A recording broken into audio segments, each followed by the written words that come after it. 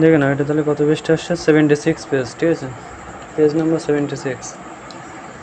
দুটি সংখ্যার গুণফল কত বলেছে, 1035, ঠিক আছে। একটা সংখ্যা যদি 23 হয় তাহলে অপরটি কত হবে, তাহলে কিছুই নয়, দেখো তাহলে আছে 12,000, ও এটা, হ্যাঁ, তাহলে কত হচ্ছে 1035, 1035কে কী করতে হবে, এই দুটো সংখ্যার গুণফল 1035, তাহলে একটা সংখ্যা বলে দিচ্ছে কত 23, তাহলে 23 দিয়ে যদি 1035টাকে ভাগ করা হয় তাহলে কী বেরোবে, অপর সংখ্যাটা বেরিয়ে যাবে, ঠিক আছে।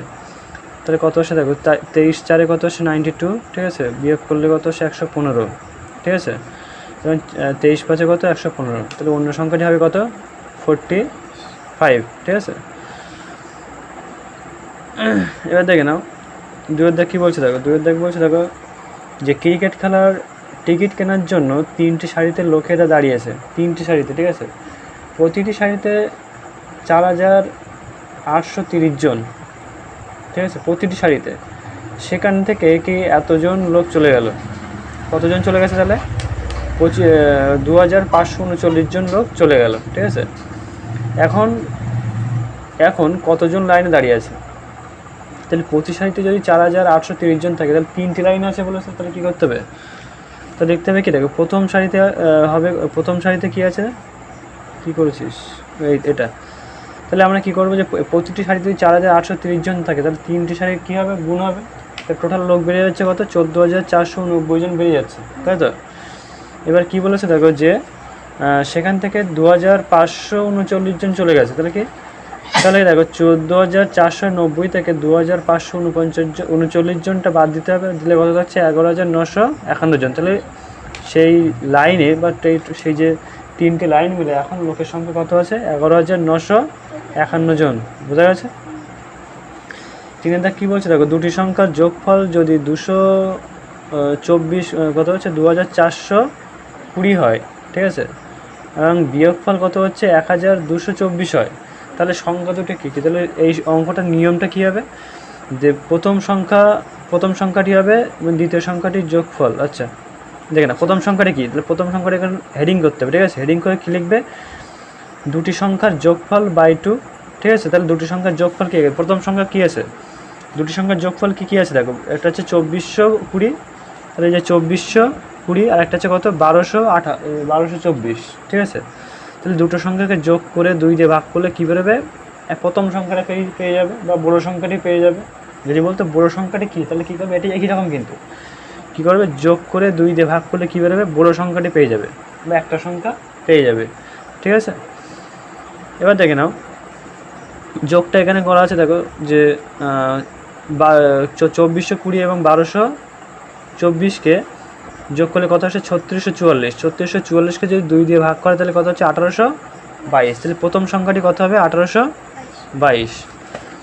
দ্বিতীয় সংখ্যাটি দেখো, দ্বিতীয় সংখ্যাটি হেডিং করবে এভাবে, দুটি সংখ্যা বলে হেডিং করার পরে কী লিখবে, যে দ্বিতীয় সংখ্যাটির দুটি সংখ্যার বিয়োগফল, ঠিক আছে, দুটি সংখ্যার বিয়োগফল বাই 2, অর্থাৎ কি দুটি সংখ্যা যে দুটো ছিল, যে 2420 মাইনাস কত 1224, সেটাকে বিয়োগ করতে হবে, বিয়োগ করে কী করতে হবে 2 দিয়ে ভাগ, তাহলে কী বেরোবে, সেটা হচ্ছে বিয়োগ করলে কত আসে দেখো, বিয়োগ করলে আসে 1196, ঠিক আছে, 1196কে যদি 2 দিয়ে ভাগ করে তাহলে কত হবে 598, তাহলে এটা হচ্ছে ছোটো সংখ্যা বা এটা হচ্ছে অপর সংখ্যাটি, ঠিক আছে।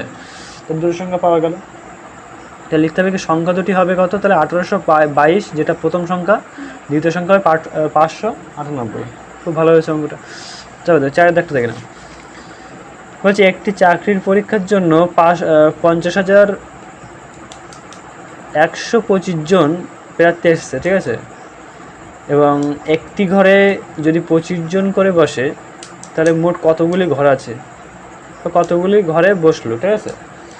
প্রতিটি ঘরে যদি 25 জন করে বসে তাহলে মোট এরকম ঘরের সংখ্যা বার করতে হলে কী করতে হবে, যে 25 দিয়ে 50,125কে ভাগ করতে হবে, ঠিক আছে, 25 দিয়ে এটাকে ভাগ করতে হলে কত আসছে দেখো, 25 দুগুণ 50, ঠিক আছে, 1 নামছে, তাহলে একটা যেহেতু উপর থেকে নামছে, যেহেতু 25-এর চেয়ে ছোটো, তাহলে কী করতে হবে, একটা শূন্য দিতে হবে, তাই তো, শূন্য দিয়ে 2 নামাতে হবে, দেখলাম যে 25-এর চেয়ে তাও ছোটো, তা আর একটা শূন্য দিয়ে কী করতে হবে, উপর থেকে 5 নামাতে হবে, নামানোর পর দেখলাম যে 25-এর নামটা 5 কত 125 হয়, তাহলে উত্তর কত হবে 2005, অর্থাৎ 2005টি টোটাল ঘর দরকার, ঠিক আছে, বুঝতে পারছিস?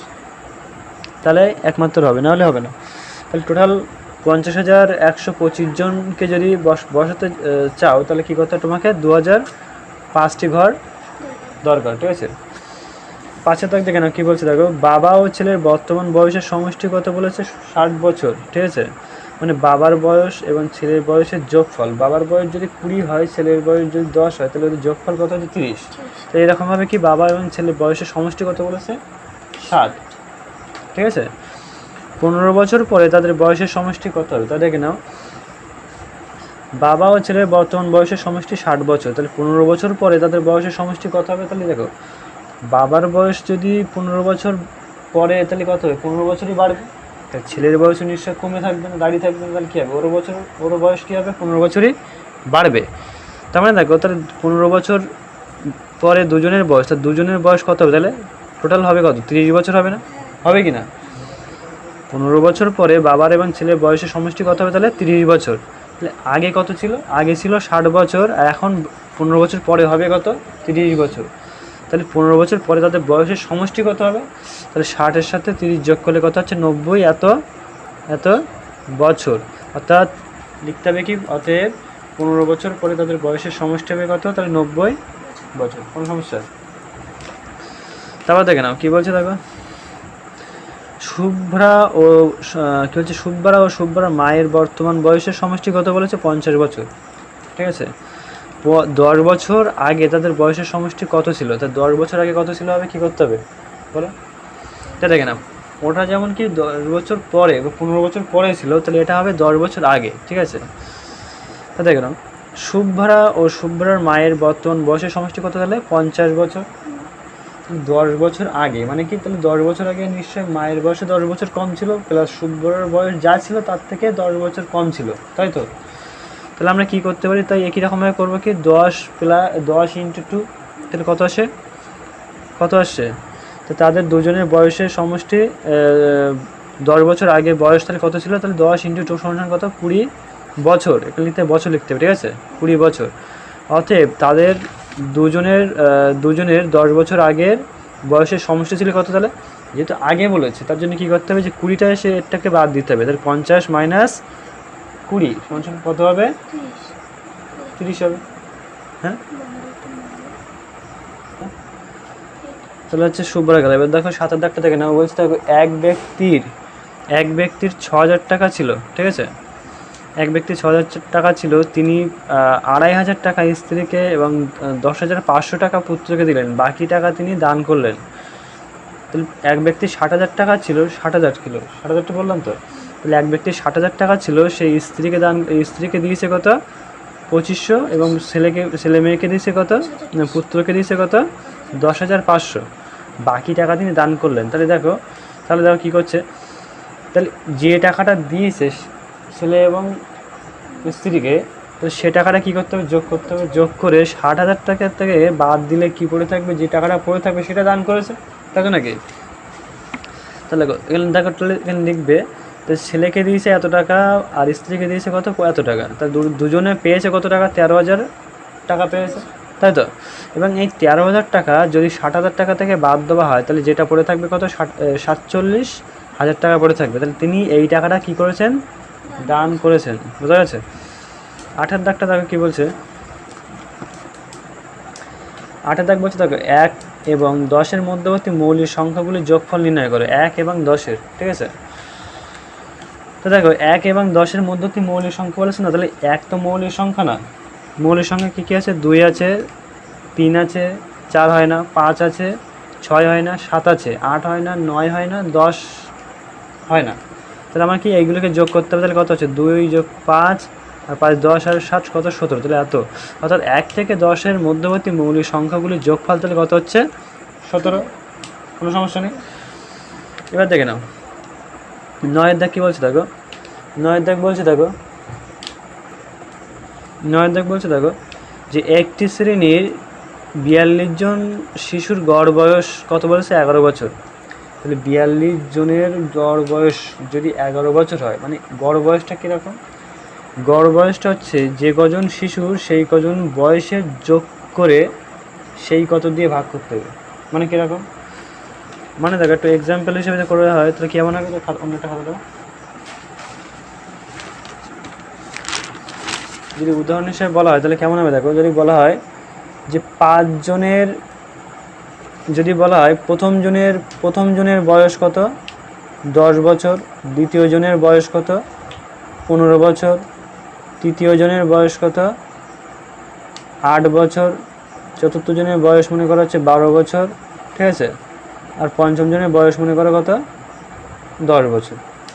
তাহলে এদেরকে যদি আমি বলি বয়সের গড় কত, তাহলে কী হবে বলো।